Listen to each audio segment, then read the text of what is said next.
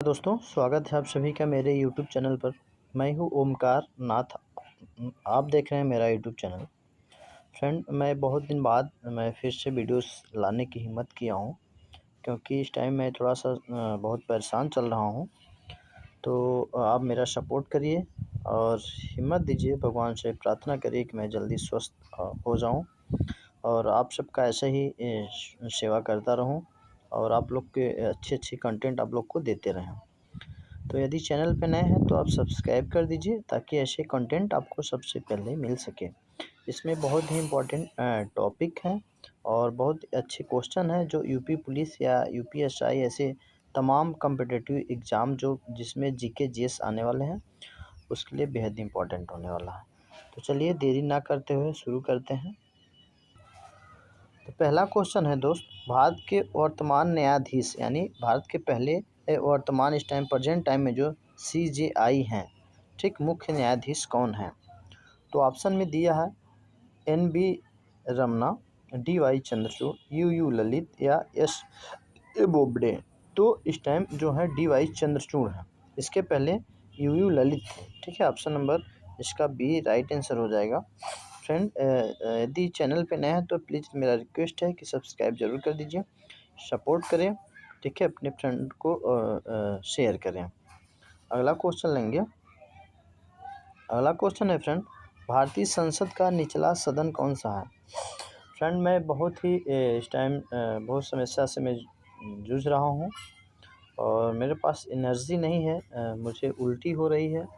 अभी मैं इसका थंबनेल बना रहा था तो मुझसे उल्टी भी हुई 2 बार और चक्कर टाइप आ रहा है और मैं बिल्कुल ठीक नहीं हूँ।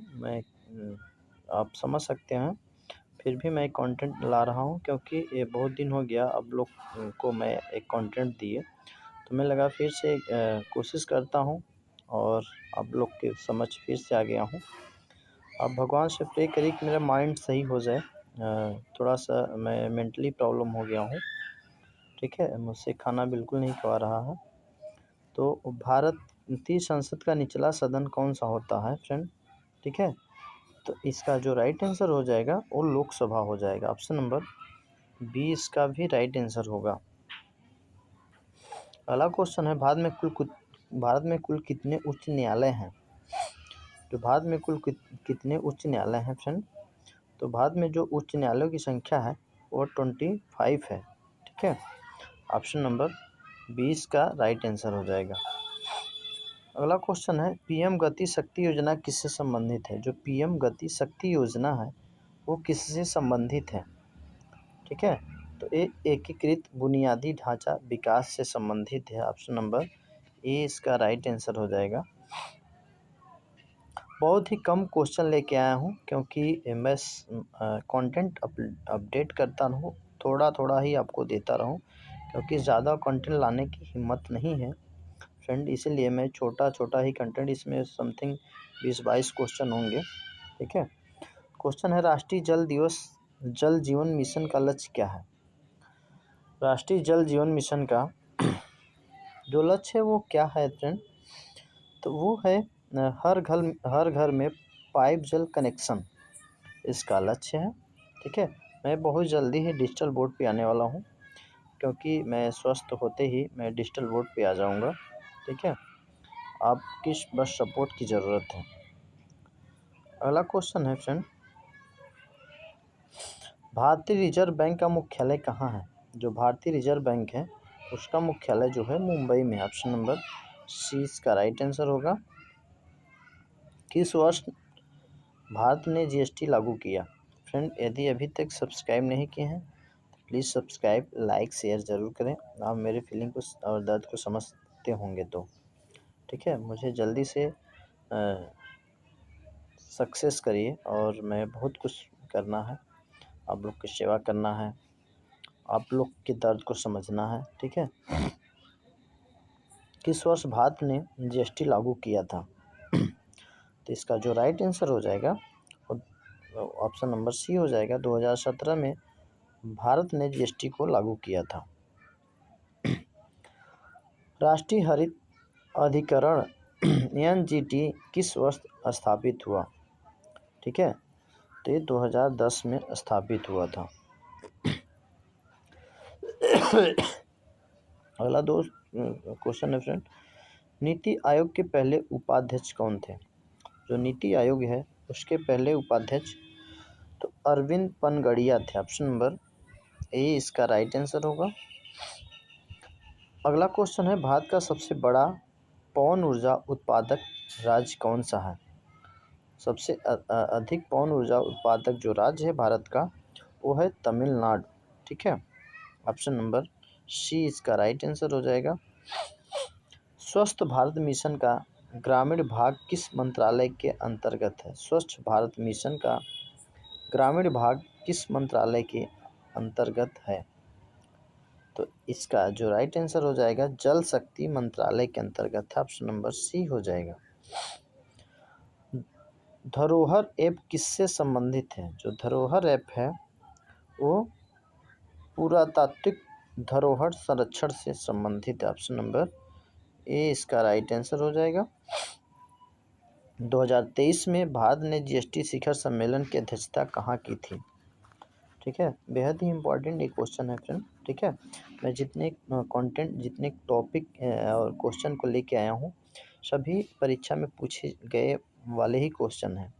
फर्जीवाड़ा मैं क्वेश्चन नहीं लेके आता हूँ, जो कि लगता है कि बेहद इम्पोर्टेंट होने वाले हैं, परीक्षा में आ सकता है या आया हुआ है, वही मैं लेके आता हूँ। अब मेरी आवाज़ से आप समझ सकते होंगे कि मेरी पहले जैसा आवाज़ भी नहीं आ रही है। ठीक है, तो 2023 में भारत ने G20 शिखर सम्मेलन की जो अध्यक्षता की थी वो नई दिल्ली में की थी। ठीक है, ऑप्शन नंबर ए इसका राइट आंसर हो जाएगा। भारतीय संविधान की प्रस्तावना में किस शब्द को 1976 के 42वें संशोधन द्वारा जोड़ा गया? तो समाजवादी व धर्मनिरपेक्ष दोनों में जोड़ा गया। अटल भूजल योजना किससे संबंधित है? अटल भूजल योजना जल प्रबंधन से संबंधित है। ऑप्शन नंबर बी हो जाएगा। 2022 में भारत ने हर घर तिरंगा अभियान किस अवसर पर शुरू किया? 2022 में जो है भारत ने हर घर तिरंगा अभियान किस अवसर पर शुरू किया था? तो ये आज़ादी का अमृत महोत्सव के अवसर पे शुरू किया था। अगला क्वेश्चन है फ्रेंड, भारत में वित्त आयोग का गठन किस अनुच्छेद के तहत किया जाता है? जो भारत में वित्त आयोग का गठन है वो किस अनुच्छेद के तहत किया जाता है? ये भी बेहद इम्पोर्टेंट क्वेश्चन है फ्रेंड। तो ये अनुच्छेद 280 के तहत किया जाता है। ठीक है, ऑप्शन नंबर ये इसका राइट आंसर हो जाएगा। ठीक है, अगला क्वेश्चन आ गया है, राष्ट्रीय ई विद्या योजना का मुख्य उद्देश्य क्या है? राष्ट्रीय ई विद्या योजना का मुख्य उद्देश्य क्या है? तो ये है ऑनलाइन शिक्षा सुविधा, इसका मुख्य उद्देश्य है। ऑप्शन नंबर ए हो जाएगा। फ्रेंड देखिए मैं इतना ही बोला, मेरे सांस भी फूलने टाइप लगे और सांस थोड़ा सा सीने में दर्द भी होने लगा। ठीक है, मैं बहुत ही दिक्कत में हूँ और मेरा ज़रूर सपोर्ट करिए। ठीक है, ब्लू इकोनॉमी किस क्षेत्र में से संबंधित है? ब्लू इकोनॉमी किस क्षेत्र से संबंधित है? तो जो ब्लू इकोनॉमी है ये समुद्र संसाधनों का सतत उपयोग से संबंधित है।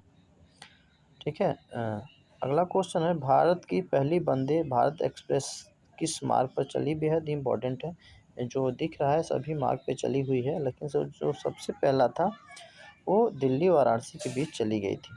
ठीक है, हमें लगता है सबसे पहला वंदे भारत एक्सप्रेस ये प्राइवेट ट्रेन भी थी, है ना? तो जो सबसे पहले चली गई थी दिल्ली में चली गई थी।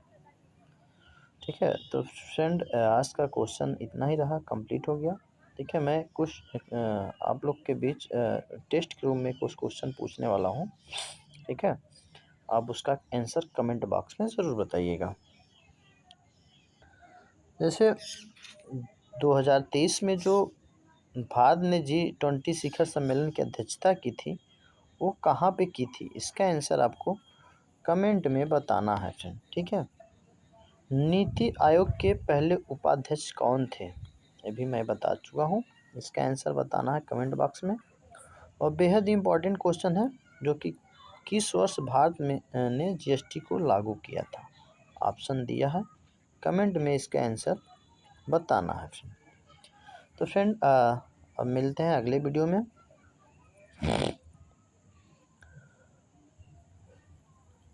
और भगवान से प्रे भी करिए कि मैं जल्दी स्वस्थ हो जाऊं, ठीक है, और आपका ऐसे सेवा करता रहूं, ठीक है।